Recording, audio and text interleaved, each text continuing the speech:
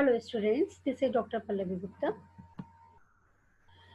I will discuss today difference between medical negligence and medical malpractice. The topics which I will cover: introduction, element of medical negligence, element of medical malpractice, difference between both, and the common errors made by doctors and other healthcare professionals. Why we need to know the difference between medical malpractice and medical negligence, that we have to understand. Is there any difference or not? Or what is the main point between to know about difference between medical negligence and medical malpractice? Uh, it says, I will just share some examples. Even in routine checkup with your family physicians, the chance for error exists. Whether it is a slip of needle during a blood draw or more serious surgical procedure which is gone wrong. Sometimes these mistakes warrant a case for medical malpractice or negligence. While the line between the two can get tricky, negligence is actually a subcategory of medical malpractice.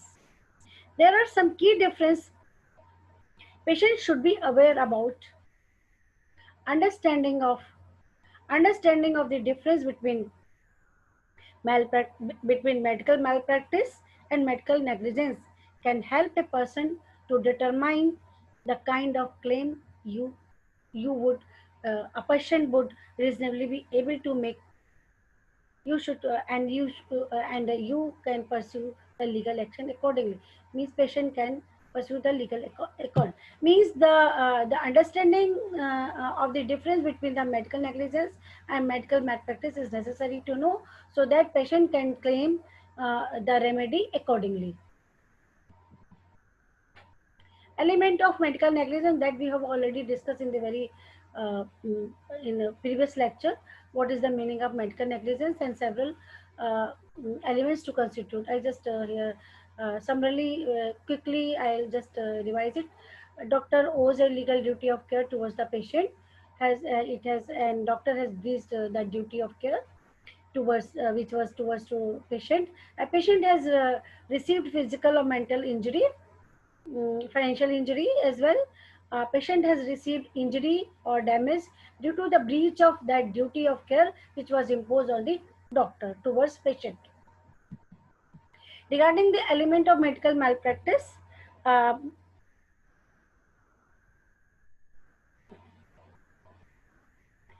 there are several elements. We can say the existence of a doctor-patient relationship between the plaintiff and defendant, although it is this relationship is in the case of medical negligence as well. The defendant must have treated, cared by the doctor, must have treated and cared by the doctor. The doctor's treatment fell short of the applicable standard of care. The standard of care is a professional standard that is typically established in court by expert medical evidence. What would be a reasonably prudent doctor have done under similar circumstances? This is the standard. The second, the defendant failures to meet the standard of care. And third, we can say the harm a patient suffered and that caused damage also, that can be remedied through a financial compensation, or means the medical expenses, lost earning, pain, suffering, etc. So, if we see after reading the element of medical malpractice and medical negligence, both are similar. There is no difference as such. But once you have established the first two elements, you have established medical negligence. You must also establish the third and fourth element. Means patient has also to establish third and fourth element. However, to hold the defendant liable for medical malpractice compensation, meaning thereby that the third that the harm suffered caused by the harm suffered cause the damage, and that damage was caused due to the breach of the duty. That is the fault. There is a direct connection. And if proving this element to hold the defendant liable, it will be for medical malpractice. To prove the presence of medical malpractice, one has to prove element of medical malpractice by a preponderance of the evidence. Means uh, the patient must have the evidence accordingly. That means the evidence must show that there is a more likely than 51% likelihood that each of the element of the medical malpractice are there. It has to be proved by the by the um, evidence. Medical negligence happen when a doctor cause harm to a patient unknowingly. His intention is not there. Either through simple ignorance or failing to take action where it is needed. Medication is a common area in which medical negligence occurs. But in medical malpractice, in many of the same set, there is a many of the same setting as in medical negligence. But unlike medical negligence, in case of malpractice, the medical professional is aware of the potential consequences of their action or non-action and the procedure anyway. Means in negligence, there may not be intention, the doctor is ignorant, but in case of malpractice, doctor or medical profession is aware about the consequences of their action or non-action. The difference between medical malpractice and negligence is simply stated. As such, there is no much difference, but it invokes far-reaching implication. In a nutshell, medical negligence constitutes a failure to meet the applicable standard of patient care by ignorance. This failure does not rise to the level of medical malpractice unless you are harmed by it in some way. In medical malpractice cases, in malpractice cases, court define negligence as a health provider's failure to exercise the degree of care and skill of average healthcare provider, with the provider who practice with taking into account the advances in the profession and resources available to the provider. Means there is a comparison.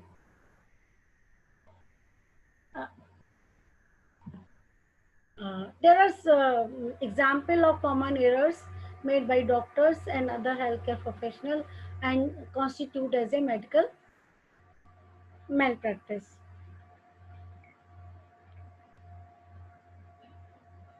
Uh, Doctors are not doctor are God. Today, also doctor are considered as a God, but actually, are they God? Even though sometimes we need them to be a God. In fact, the American Medical Association estimates that medical malpractice is the nation's third leading cause of death, right, right behind, heart disease and cancer. Following are the some most common error that doctors occurs: medication errors, anesthesia errors, surgical errors, birth and injuries, and more. Medication errors. Common medication errors include prescribing the wrong drugs, prescribing the wrong doses, and prescribing a combination of drugs that could harm a patient when taken all together, even if they are not dangerous when taken individually. For example, a doctor might ignore a should not be taken by the pregnant woman, and doctor ignore and give the medication accordingly, and no warning is given to her. In 2019, the Institute of Medical Medicine estimates that around 1.5 million people are harmed by medication errors every year.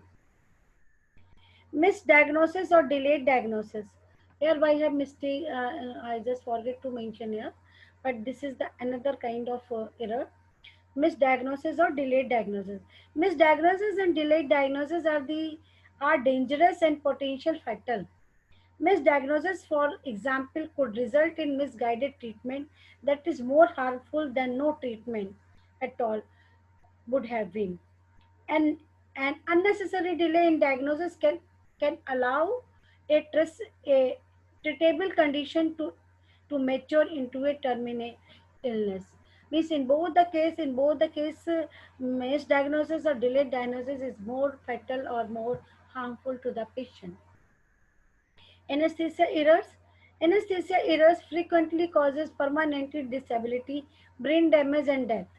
Common anesthesia error include giving patient too much anesthesia, failing to monitor patient vital signs, or using defective equipments. Means anesthesia has been given in as in too much dose, and there is no monitoring, and the equipment which is used are defective. These are the common error during the anesthesia, known as the anesthesia error. Surgical errors. A surgeon might injure a patient by clumsily puncturing internal stomach.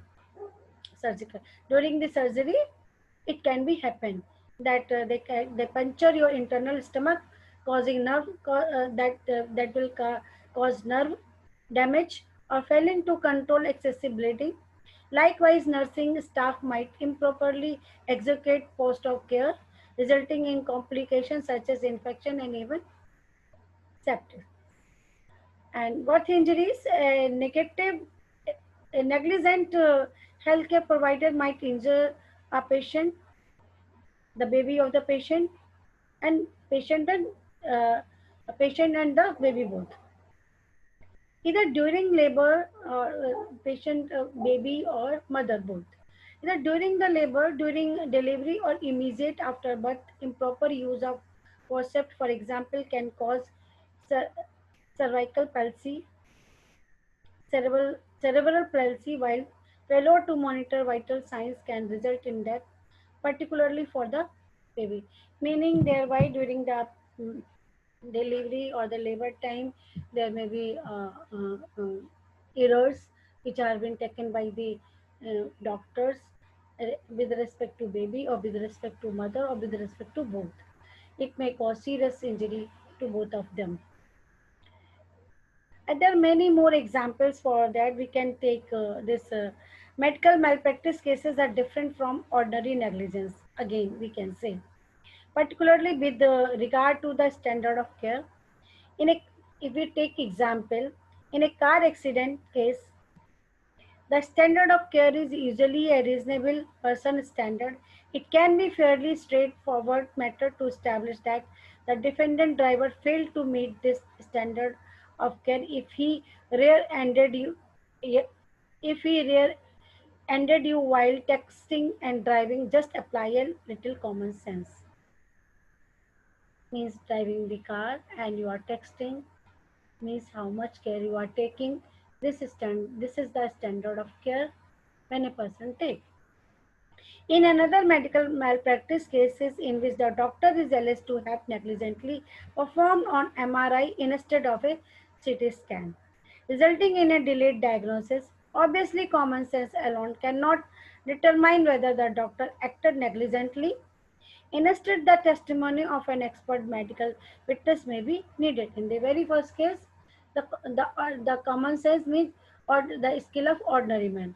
But in the second case, reasonable skill is required. Keep in mind the other side may bring in their own expert witness to challenge your witness, and it will up to the jury to decide who who to believe. Your goal in bringing in an expert witness will be to prove for medical malpractice the exact standard of care that your doctor owed you, and and your doctor breached the breached this standard of care. So this is the whole story for the standard of care which a doctor has to take. And if a doctor fails to take, then it may case of simple medical negligence, or it may case a case of medical malpractice. So The next topic for lecture is the role of consent in medical practice. Thank you. Thank you very much. Thank you for listening me.